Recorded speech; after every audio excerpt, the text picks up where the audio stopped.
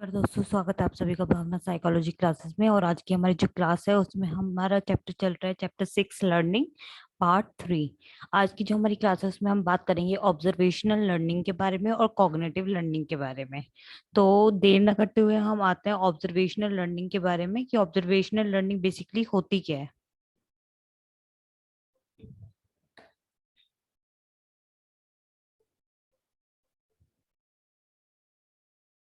तो observational learning एक ऐसा प्रोसेस है जिसमें हम क्या करते हैं, ऑब्जर्व करते हैं चीजों को और उसके अकॉर्डिंग खुद को ढालने की कोशिश करते हैं। मतलब कि अपने बिहेवियर के अंदर भी हम वही सब चेंज लेके आते हैं जो हम ऑब्जर्व करते हैं। ठीक है। तो इसके अंदर बेसिकली होता क्या है, इसके अंदर तीन चीजें, इसमें तीन कंपोनेंट है। एक है the targeted behaviour is what, जो बिहेवियर हम अपनाना चाहते हैं उसको हम देखेंगे। सेकंड, उसको मेमोराइज करेंगे, अपनी मेमोरी में डालेंगे और फिर उसको कॉपी करेंगे। मतलब कि उसकी जैसा बिहेव करेंगे, मिमिक्री करेंगे उसकी, उस बिहेवियर की। तो यहाँ पे हम मैंने एक एग्जांपल लिया है कि एक बच्चा है जो कि क्या करता है, सिगरेट स्मोक करना सीखता है। कैसे सीखता है? दूसरों को देख के। ठीक है। तो वो कॉन्टिन्यूसली क्या लर्न कर रहा है, कैसे लर्न करना है, ऑब्जर्व के थ्रू वो लर्न कर रहा है। चाहे वो मतलब कि जो बिहेवियर देख रहा है वो डिजायरेबल है या नहीं है, इससे फर्क नहीं पड़ता।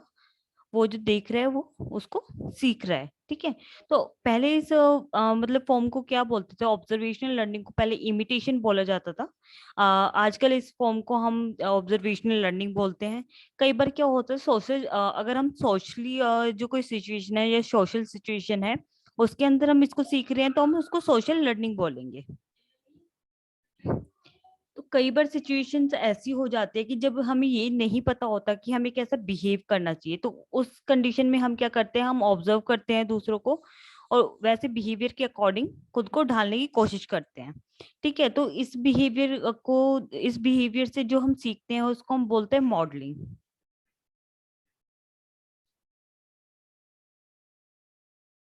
यहाँ पे आपको एक पिक्चर दिखा रही हूँ मैं, जिसमें आपको देख रहे होंगे कि एक बॉबो डॉल है या फिर एक डॉल टाइप है। उस पे एक बच्चा है जो हिट कर रहा है और एक पंचिंग बैग है, एक बच्चा है उस पे हिट कर रहा है। वहां पे वो क्या दिखा रहा है, वो अपना एग्रेसिव बिहेवियर शो कर रहा है यहाँ पे। ये हमारा एक एक्सपेरिमेंट है जो कि ऑब्जर्वेशनल लर्निंग होती है उसमें दिया गया है। तो ऑब्जर्वेशनल जो लर्निंग थी वो हमारी किसने दी थी, एल्बर्ट बेंड्यूरा जी ने दी थी। उन्होंने सोशल लर्निंग के बारे में भी स्टडी किया था। तो 1961 में उन्होंने एक कंट्रोल्ड एक्सपेरिमेंट पे स्टडी की थी, जहाँ पे वो चेक करना चाहते थे कि ये बच्चों में एग्रेसिव बिहेवियर कैसे आता है, कि वो जो ऑब्जर्व करते हैं वहां से सीखते हैं या कैसे सीखते हैं, उनका जो एग्रेशन के पीछे का मतलब कि जो मेन कॉज है वो क्या है, वो ही स्टडी करना चाहते थे। तो उन्होंने क्या किया था, उन्होंने बहुत सारे ये क्वेश्चन थे उनके माइंड में कि जो वायलेंस होता है वो कैसे अडॉप्ट करते हैं, थ्रू टेलीविजन करते हैं, थ्रू मूवीज करते हैं, वीडियो गेम्स के थ्रू होता है या कैसे होता है। जैसे कि आजकल जो स्टडी आई थी या फिर कई बार न्यूज़पेपर में भी आया था कि बहुत सारे बच्चे जो पबजी खेल रहे थे वो एग्रेसिव बिहेवियर का शिकार हो रहे थे या फिर डिप्रेशन का शिकार हो रहे थे। तो एग्रेशन बहुत देखने को मिल रहा था, वो वॉयलेंसली एक्ट कर रहे थे। तो 1961 और 63 के बीच में उन्होंने एक स्टडी की थी बच्चों पे, जहाँ पे उन्होंने क्या देखा था कि वो कैसे एग्रेसिव बिहेव कर रहे हैं, उनका बिहेवियर एग्रेसिव कैसे है। तो उसमें उन्होंने तीन स्टेजेस ली थी। जो फर्स्ट स्टेज है इसमें है मॉडलिंग। मतलब तीन बेसिकली बॉबडोल एक्सपेरिमेंट है क्या, ये एक कलेक्टिव या फिर एक ग्रुप है बहुत सारे एक्सपेरिमेंट का, मतलब छोटे छोटे एक्सपेरिमेंट का, बॉबोडोल के साथ जो एक्सपेरिमेंट किए थे उसका एक कलेक्टिव ग्रुप है ये। तो इसमें तीन स्टेजेस हैं। फर्स्ट है मॉडलिंग। उसमें क्या किया था गया था कि in the experimental condition children were individually shown into a room containing toys and played with some potato prints and pictures in a corner for 10 minutes wide इधर। उन्होंने इसमें 24 बच्चे लिए थे, 12 बॉयज थे और 12 गर्ल्स थी, जिनको watch male and female model behave aggressively towards a toy called a bobo doll. उस रूम के अंदर बहुत सारे टॉयज रखे गए थे, जिनमें एक बॉबोडॉल भी था और कुछ पोटैटो प्रिंट्स और पिक्चर्स थी।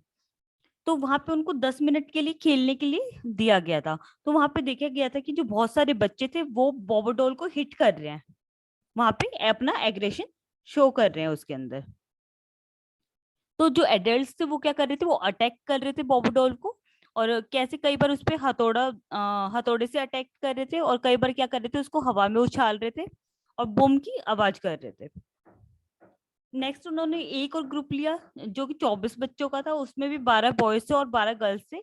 उनको ये बताया गया कि ये जो बॉबोडोल है या फिर ये जो टॉयज है, इनको आपने जो आगे बच्चे आएंगे उनके लिए भी संभाल के रखना है, इस पे आपने मतलब कि इनको तोड़ना या फोड़ना नहीं है।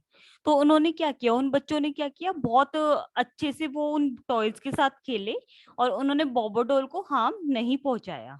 ठीक है। और फिर उन्होंने 24 बच्चे और लिए, जिनमें फिर से 12 जो थे वो बॉयज थे और 12 गर्ल्स थी। तो उन्होंने क्या किया, उन्होंने उन पे भी स्टडी किया कि वो कैसे बिहेव करते हैं। जो हमारी स्टेज सेकंड है, उसमें क्या था, उसमें हम देख रहे थे एग्रेशन अराउजल। तो इसमें क्या किया गया था कि all the childrens including the control group were subjected to a mild aggression arousal. Each child was taken to a room with relatively attractive toys. As soon as the child started to play with the toys, the experiment told the children that these were the experiment very best toys, and she had decided to reserve them for the other children. अब क्या किया गया, ऐसे बच्चों को लिया गया जो कि थोड़ा सा उनमें एग्रेशन था। जिन बच्चों में ये देखा गया कि उनमें अभी भी एग्रेशन है थोड़ा सा, लेकिन उन बच्चों को ये बता दिया गया कि इन टॉयज को आपने रिजर्व करके रखना है और आगे जो बच्चे आएंगे उनके लिए, इनको हार्म नहीं पहुंचाना है आपने। तो उन्होंने क्या किया था फिर, उन्होंने उन टॉयज को बहुत ज्यादा हार्म नहीं पहुंचाया था। फिर स्टेज जो 3 थी उसमें क्या किया गया था, test for delayed imitation. The next room contain some aggressive toys and some non aggressive toys. वहां पे उन्होंने कुछ एग्रेसिव टॉयज रखे थे और कुछ रखे थे नॉन एग्रेसिव, जिनको देख के गुस्सा ना आए। The non aggressive toys included T set था, क्रेयॉन्स थे, 3 भालू थे, सॉफ्ट टॉयज थे, और प्लास्टिक के एनिमल्स थे, फार्म एनिमल्स। तो यहाँ पे क्या हुआ था, the aggressive toys included mallet and pegboard, और एक 3 फुट का बॉबोडॉल भी था, जैसे कि इस पिक्चर में मैंने आपको अभी दिखाया था, जहाँ पे हिट कर रहा था वो बच्चा जो है उस बॉबोडॉल को हिट कर रहा है, आप पिक्चर में देख सकते हैं। तो इसमें क्या हुआ था, बच्चों को मतलब कि ये 20 मिनट तक रूम में रखा गया और उनके बिहेवियर को ऑब्जर्व किया गया 1 वे मिरर से। तो यहाँ पे क्या हुआ था कि 5 सेकंड के इंटरवल के बाद वो देखते हैं कि अलग अलग 240 टाइप की रिस्पॉन्स आ रहे थे हर एक बच्चे से।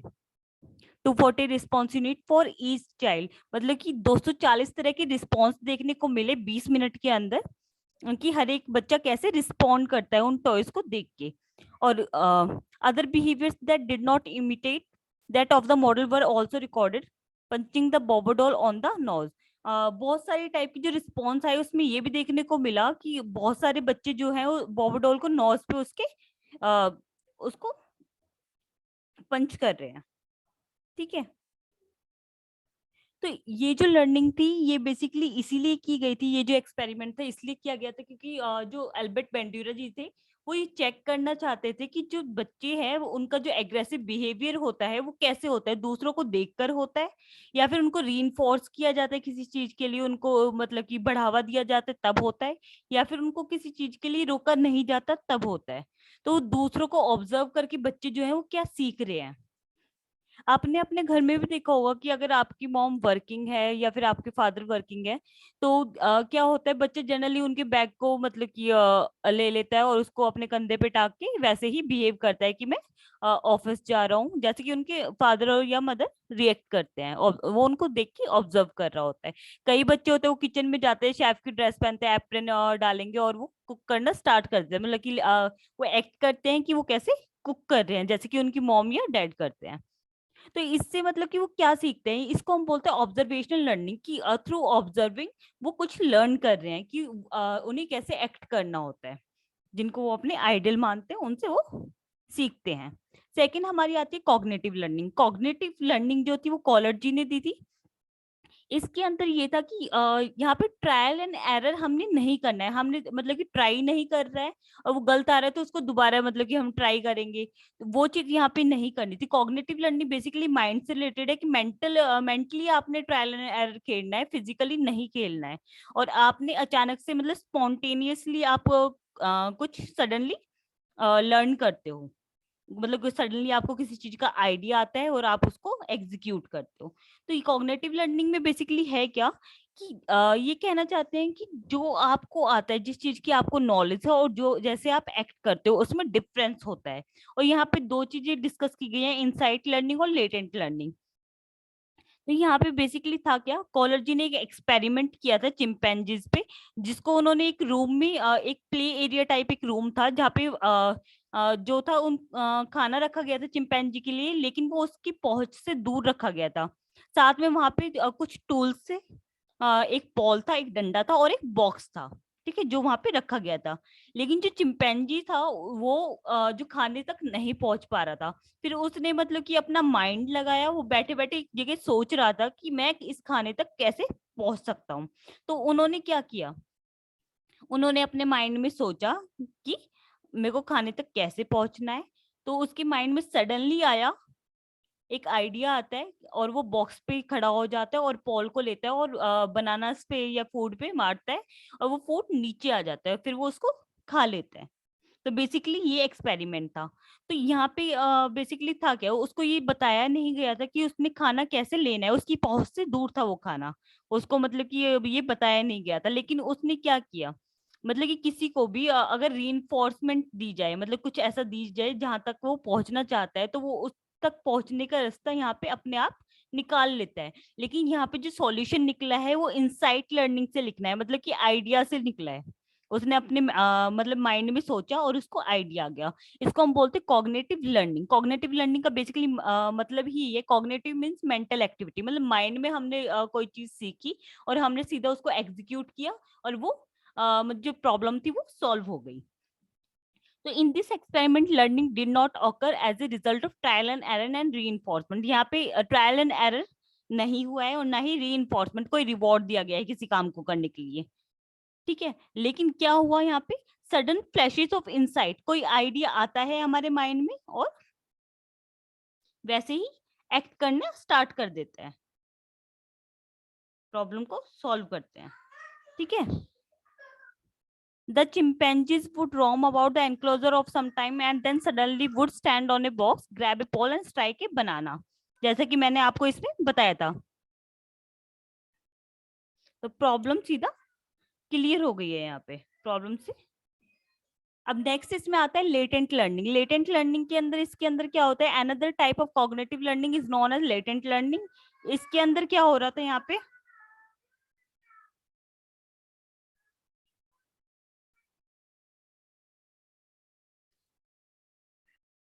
लेटेंट लेटेंट लर्निंग के बारे में जो बताया गया था वो किसने बताया था, वहां पे स्टडी की थी टॉलमैन जी ने। टॉलमैन जी ने ये बताया था, उन्होंने दो ग्रुप लिए थे रैट के, जिनको एक मतलब कि बॉक्स में रखा गया था।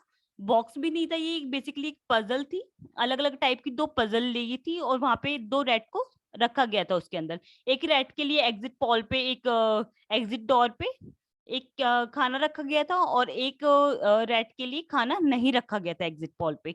तो टॉलमैन ने ये ऑब्जर्व किया था कि जो एक रैट है जिसके लिए खाना रखा गया है वो क्या करता है, अपना रास्ता खुद ढूंढ लेता है और सीधा खाने तक पहुंच जाता है।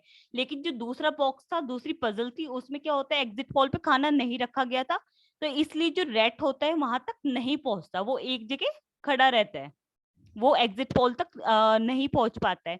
तो उसके बाद क्या होता है, उस एग्जिट पोल पे जो टॉलमैन जी थे उन्होंने खाना रख दिया।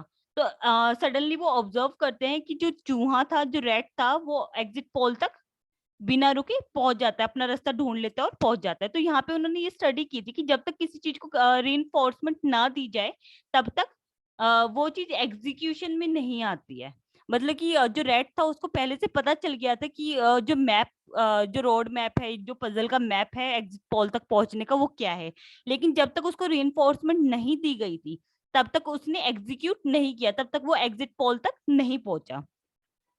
तो ये बेसिकली इसमें दिखाया गया था कि लेटेंट लर्निंग का मतलब ही यही है कि हमें पहले से पता चल जाता है कि हमें क्या मतलब कि इस एग्जिट पोल तक या फिर प्रॉब्लम का सॉल्यूशन है क्या।